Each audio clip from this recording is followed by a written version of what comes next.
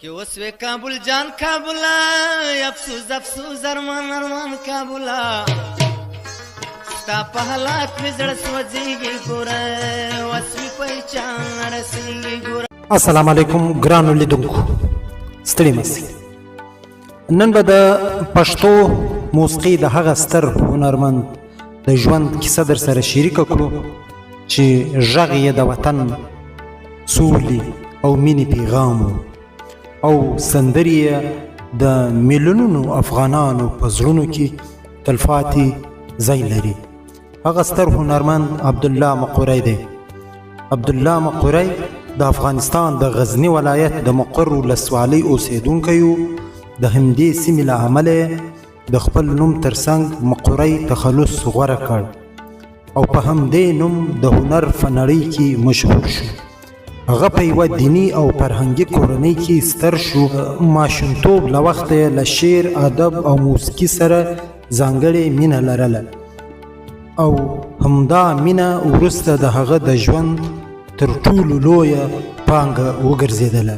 د ځوانۍ په کلونو کې یې لومړی شعرونه لیکل خو وروسته یې د موسیقي نړۍ ته مخه کړه.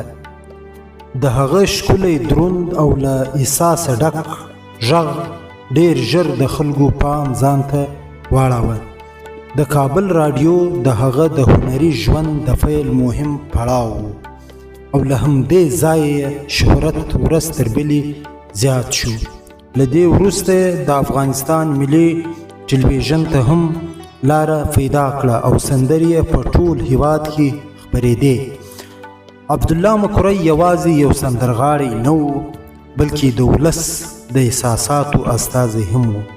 هغه په خپلو سندرو کې د وطن مینه، د جګړو درد، د سولې هیله، د افغانانو یووالی او د انسانیت پیغام وړاندې کاوه. ځکه نو د هغه سندرې یوازې د تفریح لپاره نه وې بلکې د خلکو د احساساتو او ژوند یوه برخه ګرځېدلې وه. کله چې افغانستان د جګړو له سختو کلونو سره مخ شو ډیری هنرمندان چوپ شول یا له هیواده ووتل، خو د عبدالله مقری غږ بیا هم د سولې، ورورولي او وطنپالنې پیغام خلکو ته رساوه. د موسیقي د څېړونکو په وینا هغه نږدې 4 لسیزې په همدې لاره کې فعالیت وکړ. عبدالله مقری د خپل هنري ژوند په اوږدو کې سلګونه سندرې ثبت کړې. د هغه سندرې په افغانستان، پاکستان او د نړۍ په هغو سیمو کې چې پښتانه ژوند کوي په ډېر مینه اورېدل کیږي. هغه د وطنپالو او حماسي سندرو له امله خلکو هغه ته ځانګړی درناوی درلود. د مقری د سندرو ځانګړتیا دا وه چې ساده الفاظ، ژور احساس او قوي پیغام یې درلود. هم دا لامل و چې د کلیو، ښارونو خلک، ځوانان او مشران ټول یې سندرې خوښولې. د هغه غږ د درد، مینې، امید او وطنپالنې ګډ انځور و. عبدالله مقری یوازې د خپل نسل هنرمند نه و بلکې د نوي نسل لپاره هم یو الهام ګڼل کیږي. نن هم د هغه سندرې په راډیوګانو، ټلویزیونونو، ودونو، کلتوري غونډو او ټولنیزو رسنیو کې اورېدل کیږي او خلک یې په مینه زمزمه کوي. له بده مرغه د 2020 کال د جون په 20 نیټه عبدالله مقری له اوږدې د کرونا له ناروغۍ وروسته د کابل په یوه روغتون کې وفات شو.